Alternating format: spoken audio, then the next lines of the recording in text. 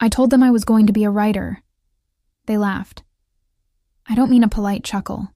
I mean full-blown laughter. My sister spit her wine. My ex-boyfriend rolled his eyes so hard I thought they'd get stuck. My mother patted my shoulder like I had just announced I was moving to Mars. I didn't blame them. I wasn't what people imagined when they thought of a writer. I worked at a discount clothing store, folding jeans for teenagers who hated everything. I had an English degree. Sure, but that and $4 would get you a coffee. Still, I wrote, in the back room, during my 15-minute breaks. At night, hunched over my ancient laptop while my roommate blasted EDM 2 walls away. On buses, in the bathroom at parties, anywhere, I could scrape together a few minutes of silence. It wasn't glamorous. It wasn't even hopeful. But it was mine. They said I was delusional. You're too sensitive, my mother said. You cry at commercials. You overthink everything, said my sister, while scrolling through Instagram for validation. My ex? He was the best part. He read 3 pages of my first draft, then smirked. This reads like a diary. Nobody wants that. You're not special enough. He always had a gift for cruelty that sounded like honesty. Still, I kept writing. The story wasn't even that wild. A thriller set in a small town. A girl disappears. Another girl doesn't believe it was an accident. There's blood, secrets. A well-placed twist, but it was my twist, and in my head, I kept hearing their voices. You really think someone like you could make it? No. Not someone like me. Just me. I finished the manuscript in 11 brutal months. I queried agents. Rejections rolled in like tide. Some form letters, some personal enough to sting. One said, "Your writing has potential, but the plot lacks spark." That one haunted me for a week. Then one night, I got drunk and posted the first 3 chapters on Reddit. I didn't expect anything. I was spiraling, crying in a hoodie that smelled like expired hope. But when I woke up the next day, my post had 7,000 upvotes. People were begging for more, so I gave them more. I posted a chapter a week. The comments exploded. Theories, fan art, death threats over cliffhangers. People started following me, messaging me, encouraging me. It felt like someone finally saw me. I self-published the book 3 months later. No agent, no publisher. Just me, Amazon, and a shaky Canva cover I made myself. I priced it cheap, thinking maybe a few people would buy it. Then TikTok found me. Some girl with 2 million followers called it the best thriller since Gone Girl. Her dog was in the video. The dog wore sunglasses. Sales exploded. In a week, I was number 23 on the chart. Then 13. Then 6. My name was on a list next to authors who had once seemed like gods. I refreshed the page every 10 minutes. It didn't feel real. Then the email came. A big publisher. The kind that had ignored me before. They wanted me. A 2-book deal. An advance I didn't dare to read twice. I laughed. Not a polite chuckle. A full-blown maniacal laugh. They weren't laughing anymore. But you know what the best part was? They all came back. My sister, asking for a signed copy for her friend who always believed in me. My ex, sliding into my DMs like we were still 22 and stupid. "Crazy proud of you," he wrote. "I always knew you had it in you." My mother? She sent me an email with just 3 words. I was wrong. I read it 3 times, then deleted it, because this isn't the part where I forgive them. That comes later, much later, when I serve them the same cold dish they've been feeding me for years. But colder, and with better lighting. My ex, he was the best part. You think anyone wants to read your diary entries disguised as fiction?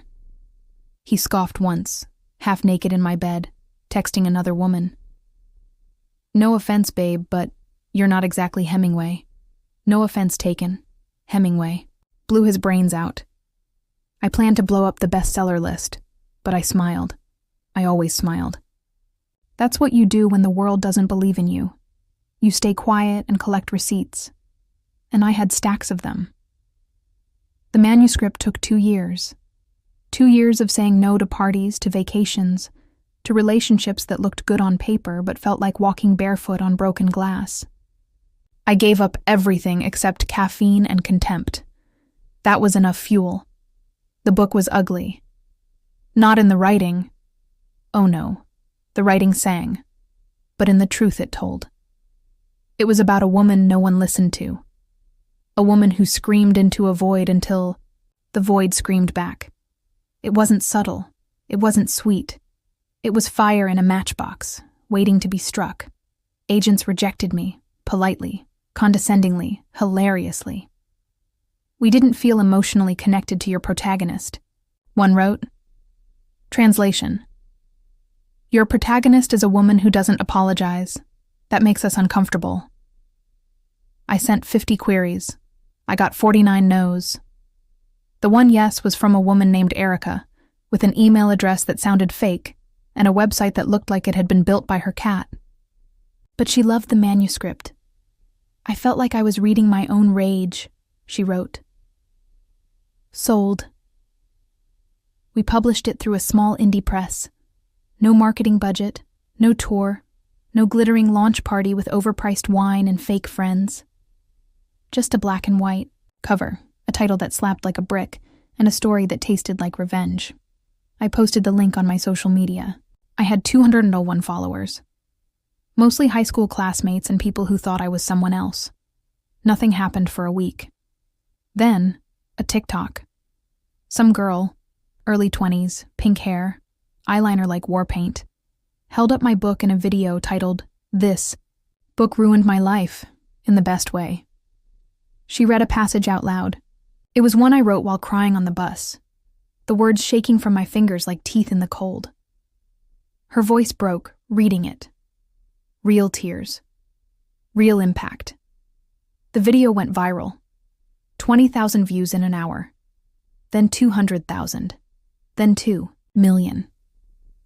Suddenly my phone wouldn't stop vibrating. Emails, messages, tagged posts. Readers writing things like, "I've never felt seen until now," and "I made my therapist buy this." One woman said she divorced her husband after reading. Chapter 7. Another said she screamed in her car and then bought copies for every woman in her office. The book hit number 7 on the digital charts the next day. By the end of the week, it was number 1. My ex texted me, just a single line. "Is this about me?" I didn't answer. My sister posted a selfie holding the book with the caption, "So proud of my talented sis." My mother emailed me a recipe and told me she'd always known I had it in me. Right. Suddenly, everyone wanted to be part of my journey. Publishers, agents, TV producers, old professors who once wrote, "Your writing lacks focus," now wanted to collaborate. But here's the thing about people who laugh at you when you're low. They think they're safe. They think you'll forget. They think they're still the hero of your story. But I had written every single one of them into my novel, and I hadn't been kind. Agents rejected me. Politely, condescendingly, hilariously. We didn't connect with the voice. This isn't what readers are looking for right now. Too raw, too bitter, too female. So I self-published. I uploaded the manuscript at 2:43 a.m. on a Tuesday. I didn't tell anyone. No Facebook post, no email blast. I didn't need their empty encouragement. I needed silence and a clean shot. The first week I sold 6 copies. 3 were to me. 1 was to my roommate. 1 was a refund. But then, something happened. Someone on a dark corner of the internet posted about it. A thread titled, "This book messed me up in the best way." Then TikTok got it. Then a YouTuber with 3 million subscribers did a dramatic reading. Then it spread like gasoline on dry grass. By the end of the month, I had 100,000 downloads. By the second, I had a movie deal on the table. By the third, I was on the New York Times bestseller list. And then, the calls started. My sister. OMG, I'm telling everyone we're related. My mother. You know, I always said you had a gift. My ex. Hey, babe. Saw your book. Proud of you. Want to grab a drink? I didn't answer. Instead, I printed out the royalty statement from my first quarter, 6 figures, thank you very much, and slipped it into a plain white envelope. I mailed it to my ex's new address, the one he shared with the woman he used to text while lying in my bed. No note. Just the numbers. 2 weeks later, I got a text. Was that necessary? I replied with one word. Deeply. He didn't respond. My high school English teacher, Ms. Roth, the one who told me my short stories were too ambitious for someone with no real-life experience, sent me a friend request. I declined. Politely, condescendingly, hilariously. At my first book signing, a girl came up to me, shaking. She said my story helped her leave a relationship where she was always too much. She cried on my shoulder. I signed her copy with, "You are not too much. They were too small." That night, I walked home alone. Rich, published, vengeful, happy. They laughed when I said I'd be a writer. They aren't laughing now.